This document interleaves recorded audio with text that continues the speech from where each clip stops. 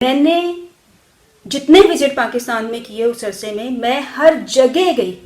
हमें सिर्फ अपने आप को ज़हनी तौर पर तैयार रखना हुआ होता है ऐसे लोगों को फेस करने के लिए। गिव एंड टेक मीन्स कि जिस्मानी ताल्लुकात या फिर उन्होंने बीच वाला रास्ता निकाल लिया। मैं आप वो अरेंज कर लें, आपको कौन सी चाहिए, आप होटल अरेंज कर लें, जितना खर्च आएगा मैं आपको देने के लिए तैयार हूँ। कहने लगे कि इसका मतलब यह है कि आप मेरे साथ जितना अच्छा जिस्मानी तरीके के साथ ताल्लुकात को कायम करोगी उतना अच्छे तरीके से मैं आपको काम दूंगा। मैं जो फ़ोन पे टेक्स्ट मैसेजेस के ऊपर वो जो खुली खुली बातें होती हैं वो भी तो एक ठरक होती है ना। ऐसे कीड़े भी पाकिस्तान में दुनिया भर में पाए जाते हैं। लड़कियां खास तौर पे दिखें लड़की लेकिन उनकी सोच मर्दों की तरह हो, वो इस तरह से प्रैक्टिकल होकर सोचती हूँ।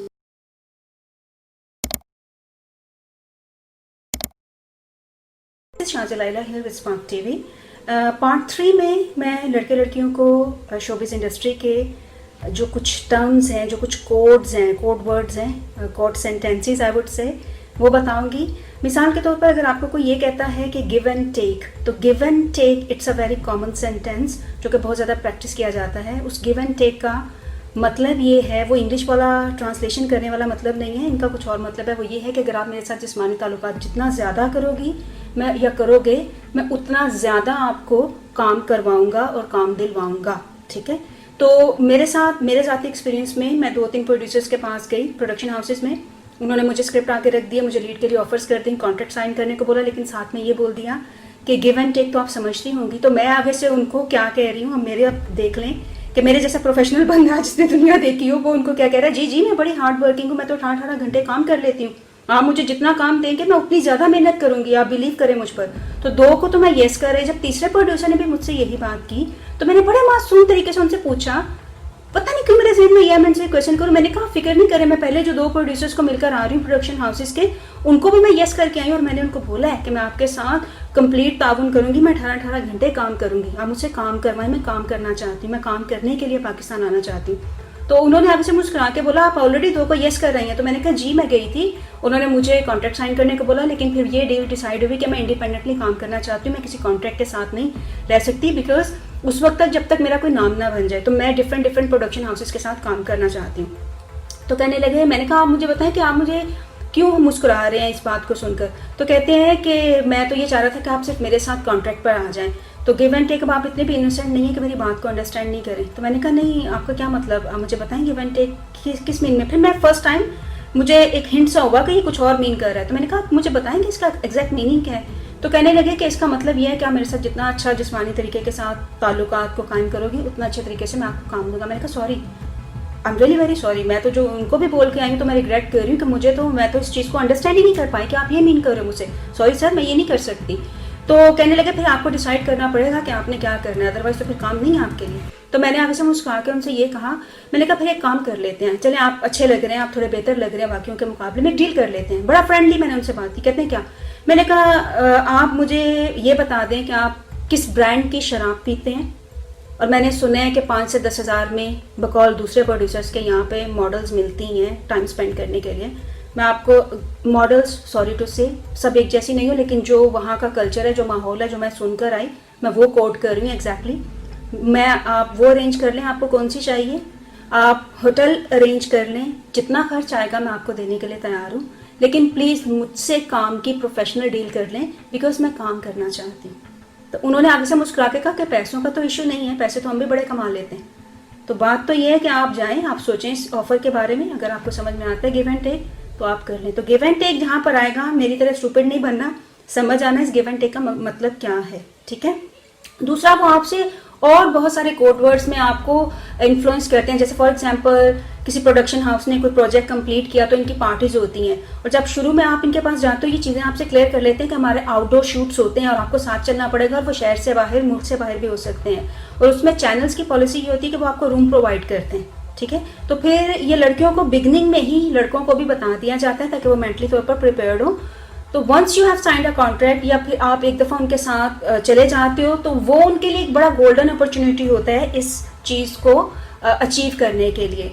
तो जैसा मैंने अपने पहले वीडियोस में कहा कि हर किसी के सर्कमस्टांसेस डिफरेंट होते हैं, लड़के लड़कियों के हालात, उनकी मजबूरियाँ डिफरेंट होती हैं। हमें ये नहीं सोचना चाहिए कौन सही कर रहा है कौन गलत कर रहा है, ये अल्लाह के काम है। हर इंसान को अच्छे बुरे की तमीज़ है, उसको पता है वो कौन है, वो क्या कर रहा है, उसकी अपनी मजबूरियाँ, उसके अपने सर्कमस्टांसेस हैं। ये फैसले हमें जज करने वाले रब पे छोड़ देने चाहिए और हमें प्रैक्टिकलिटी पे नज़र रखना चाहिए। मेरे वीडियोस बनाने का, अपलोड करने का, मेरे ज़ाती एक्सपीरियंसेस आपको बताने का, शेयर करने का सिर्फ़ और सिर्फ एक मकसद है कि वो तमाम नए लड़के लड़कियां जो शौक़ की बिना पर, जिनकी कोई मजबूरियां नहीं है, जस्ट शौक़ के लिए, जैसा कि मैं चाह रही थी, इस फील्ड में आना चाहते हैं, वो ज़हनी तौर पर इन सारी चीज़ों के लिए तैयार हों। बिकॉज हर कोई इंसान ज़हनी तौर पर इतना स्ट्रॉन्ग नहीं होता कि वो जब ये चीज़ें हो रही हों तो उनको बड़े अच्छे तरीके से फेस कर ले, या इनको बड़े अच्छे तरीके के साथ इनसे बच जाए, या इनको जवाब दे दे उस तरीके के साथ। तो जब आपको पहले से एक चीज़ पता होगी और वो बंदा उठकर आपको बता रहा होगा, जैसे कि मैं प्रोफेशनल जो यहाँ पे रह रही है, ईस्ट वेस्ट जो देख चुकी है, जो एक मेच्योर पर्सन है, जिसके पास लाइफ का एक्सपीरियंस है, उसने इस फील्ड से हट के बड़े सारे एक्सपीरियंसेस अचीव किए हुए लाइफ में, देखा हुआ उतार चढ़ाव, तो आई थिंक उसकी बात में थोड़ा सा असर भी होगा और लोगों को ये भी होगा कि हाँ, ये जो बात कह रही है वो वाकई अपने एक्सपीरियंसेस को शेयर करिए हमारे साथ। मेरा मकसद सिर्फ इतना ही है कि आप तमाम लड़के लड़कियाँ, आपकी अपनी चॉइसेस हैं लाइफ की, आप इंडिपेंडेंट हो, एडल्ट हो, आपको जो अच्छा लगता है अपनी ज़िंदगी में करो। हर इंसान पैदाइशी तौर पर आज़ाद पैदा हुआ है और उसको ये मुकम्मल हक है कि वो अपनी मर्ज़ी के मुताबिक अपनी ज़िंदगी को जिए जैसा कि वो चाहता है। उसमें किसी दूसरे को जज नहीं करना चाहिए, किसी दूसरे को कुछ नहीं कहना चाहिए। हर इंसान की ज़िंदगी के अपने डिसीजंस हैं, अपनी प्रायोरिटीज़ हैं लाइफ के अंदर।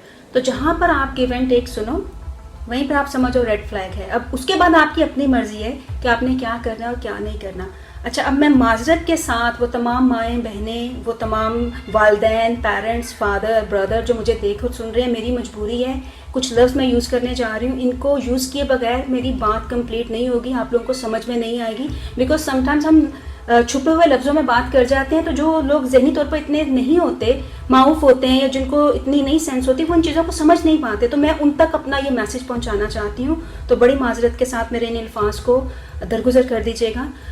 जिस्मानी ताल्लुकात की ये दो कैटेगरीज आपके सामने रखते हैं। एक तो वो जो मुकम्मल है, जैसे मियाँ बीवी आपस में सब कुछ कर लेते हैं, एक तो वो है इनका गिव एंड टेक। और कुछ लड़कियाँ जो इनको बड़ी पसंद आ जाती हैं, या लड़के इनको बड़े पसंद आ जाते हैं, उनके लिए फिर ये एक चीज़ पे कॉम्प्रोमाइज़ दोनों कर लेते हैं कि अच्छा ठीक है, वो वाला काम नहीं करेंगे, लेकिन उससे हटके जो बाकी का काम है, जैसे मिसाल के तौर पर गले लगा लेना, हाथ वाथ लगा लेना, किसिंग कर लेना, टचिंग कर लेना, उस हद तक करेंगे, लेकिन वो कंप्लीट काम नहीं करेंगे। तो इस चीज़ पे भी एग्रीमेंट्स हो जाते हैं, कंप्रोमाइज़ हो जाते हैं। तो ये भी एक चीज़ सामने रख देते हैं ये लोग अपने। दूसरा ये कि जब ये लोग आउटडोर्स पे जाते हैं तो इनके लिए बहुत अच्छा अपॉर्चुनिटी होता है इन चीज़ों को अवेल करने का, बिकॉज चैनल से इनको बहुत सारी फैसिलिटीज़ प्रोवाइड किए हुए होते हैं। अगैन मुझे नहीं पता बाकी लड़के लड़कियों के एक्सपीरियंसेस में भी मुझसे डिफरेंट हों, लेकिन जो मैं अकल रखती हूँ, जो मेरे रब ने मुझे समझ दी है चीज़ों को परखने की, जो मेरे रब ने मुझे एक्सपीरियंस दिया, जो मुझे अकल दी, उसके मुताबिक मैं लोगों की सुनी सुनाई बातों पे नहीं गई। मैंने जानते बूझते हुए उस फील्ड में जाकर देखा, उसको टेस्ट आउट किया, अच्छे तरीके से उसको ऑब्जर्व किया कि शायद एक आध प्रोड्यूसर या एक आध फोटोग्राफर या एक आध प्रोडक्शन हाउस का बंदा ये बात कह रहा है, या चैनल्स का बंदा ये बात कह रहा है। मैंने जितने विजिट पाकिस्तान में किए उस अरसे में, मैं हर जगह गई, मैंने हर तरह के प्रोडक्शन हाउसेस, बड़े छोटे, फेमस, नॉन फेमस, मैंने सबको टेस्ट आउट किया, मैंने सबको ट्राई किया, बिकॉज मैं इस चीज़ में लग गई थी कि मुझे फैक्ट्स जानने हैं कि शायद एक आध बंदा कोई इस फील्ड में ऐसा हो जिसने मुझे ये ऑफर कर दिया और बाकी अच्छे हों। तो मैं सबके पास गई, जितने बड़े नाम हैं, जितने छोटे नाम हैं, मैं सबके पास गई, और सब में से 10 में से 1 या 2% थे जिन्होंने ऐसी कोई बात नहीं की, लेकिन मेजॉरिटी जो थी उन्होंने मुझे गिव एंड टेक की बात की। गिव एंड टेक मीन्स कि जिस्मानी ताल्लुकात, या फिर उन्होंने बीच वाला रास्ता निकाल लिया कि अगर ठीक है मियाँ बीवी की तरह वो सब कुछ पूरा नहीं करना तो हाथ वाथ लगाना, टचिंग वचिंग, वो जो फ़ोन पे टेक्स्ट मैसेजेस के ऊपर वो जो खुली खुली बातें होती हैं, वो भी तो एक ठरक होती है ना। ऐसे कीड़े भी पाकिस्तान में दुनिया भर में पाए जाते हैं, ठीक है ना, सॉरी टू से गाइस। तो ठरक होती है, इसकी भी डिफरेंट एग्जाम है, यू नो, सेक्स की भी डिफरेंट एग्जाम है ना। तो चलो वो नहीं तो फिर बातों की खट्टी मीठी बातें कर लिया करें, फ्लर्ट कर लिया करें, सिडक्शन कर लिया करें। तो सेक्स की बहुत सारी कैटेगरीज है। मैं ये अपना एक टॉपिक डिस्कस करूंगी प्रोस्टिट्यूट्स के ऊपर, सेक्स वर्कर्स के ऊपर और ह्यूमन ट्रैफिकिंग के ऊपर। तो उनमें ये चीज़ें मैं बड़ी डिटेल के साथ अवेयरनेस के लिए लोगों के डिस्कस करूंगी। लेकिन अभी शॉर्ट वर्ड में ये कहना काफ़ी है आई थिंक कि इसकी बहुत सारी इकसाम है, तो जो जिधर उनके साथ कंप्रोमाइज़ हो जाता है उधर वो कर लेते हैं। तो जब आप इस फील्ड के अंदर जाओ तो ज़हनी तौर पर तैयार होकर जाओ, सोच कर जाओ कि आपने क्या करना है और क्या नहीं करना। और अगर कोई मजबूरियाँ हैं, कोई ज़रूरियात हैं, कोई मसाइल हैं और आपको लगता है आपने करना है, तो फिर भी अपने जहन में एक प्लान के साथ चलो, एक रोड मैप रखो कि मैं यहाँ पे कंप्रोमाइज़ करूँगा या करूँगी और यहाँ पर नहीं करूँगी। अगेन हर किसी के हालात डिफरेंट हैं, हर किसी की मजबूरियाँ, हर किसी के मसाइल डिफरेंट हैं। तो हमें नहीं पता कि अगला किस हालात से गुजर रहा है, उसके क्या प्रॉब्लम्स हैं, क्या मजबूरियाँ हैं। तो हम कोई हक नहीं रखते किसी को जज करने के लिए। हर फील्ड के अंदर दुनिया की हर डिपार्टमेंट के अंदर अच्छे बुरे लोग होते हैं। हमें सिर्फ अपने आप को ज़हनी तौर पर तैयार रखना हुआ होता है ऐसे लोगों को फेस करने के लिए, जो कि पाकिस्तान में सॉरी टू से जिस तरीके से बच्चों की तरबियत की जाती है, उनको तैयार किया जाता है, वो इतने मेच्योर नहीं होते इन चीज़ों को प्रोफेशनल लाइफ के अंदर या इंडिपेंडेंट लाइफ के अंदर या प्रैक्टिकल लाइफ के अंदर अच्छे तरीके के साथ टैकल कर सकें। इसीलिए मैं कहती हूँ, मेरी आप सब वालिदैन से गुजारिश है कि जब आप अपने बच्चों की तरबियत परवरिश कर रहे होते हैं तो बजाय उनको सहारे देने के, बाप के साथ जाओ, भाई के साथ, लड़कियों को कहा जाता है बाहर जाओ, अकेले नहीं जाना, यूनिवर्सिटी कॉलेजेस जा रहे हैं तो बाप भाई सब साथ जा रहे हैं, लेने आ रहा है, कोई छोड़ने जा रहा है, तो हम उनको एक प्रोटेक्ट कर रहे होते हैं अपने दिमाग में ना कि हमारी बेटी सेफ रहे, हमारी बहन सेफ रहे। तो ये वो हिसाब है मेरे नज़दीक के हालात को देखकर कबूतर की तरह आंखें बंद कर लेना।